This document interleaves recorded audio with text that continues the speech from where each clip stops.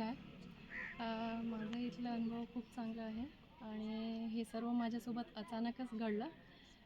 काही माझी तयारी नव्हती, काही नव्हतं.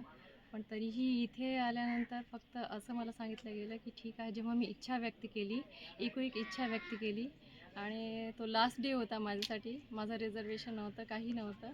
एक सर्व झालं आणि त्याच्यात मला सर्वांनी हो पण म्हटलं. त्यांनी हे पण म्हटलं की इथे या, तुमची व्यवस्था सर्व होऊन जाणार. तुम्हाला काही काळजी करायची इच्छा नाही, फक्त तुम्ही या इथे.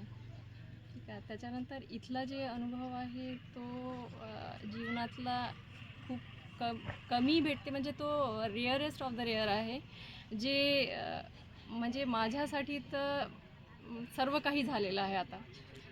म्हणजे मी भलेही शब्दात नाही व्यक्त करू शकत या गोष्टी, पण जे इथे शिकायला भेटलं, इथल्या सर्वांसोबत राहायला भेटलं, इथल्या जे सेवा देणारे आहेत ते किती मनापासून सेवा देतात, इतकं म्हणजे इथलं अरेंजमेंट जे आहे इतकं चांगलं आहे की तुम्हाला असं वाटतच नाही की तुम्ही कुठेतरी म्हणजे वेगळ्या ठिकाणी आले आहे.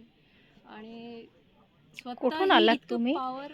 मी कुठून मुंबईवरून आलेली मुंबईवरून आहे. आलात? मी मुंबईला जॉब करते, तर सुट्टीही भेटत नव्हती मला. काय पण ते सांगाल, बाहेर एकूण शिबिरामधले जे अनुभव आहेत तुमचे, त्या आधारे तुम्ही लोकांना कसं प्रेरित करणार धम्म मार्गावर आरूढ राहण्यासाठी?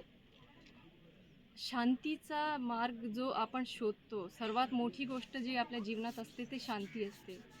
आणि इथे आल्यावर तुम्हाला जे शांती भेटते ते कुठेही भेटू नाही शकत.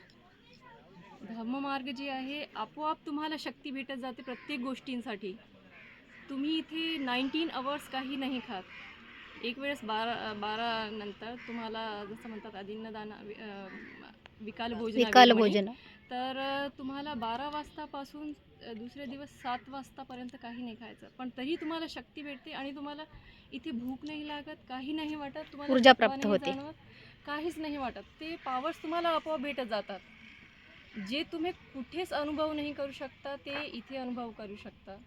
आणि इथनं गेल्यावरही मी माझ्यासोबत जे काम करणारे लोक त्यांना मी याच्यासाठी प्रोत्साहित करणार.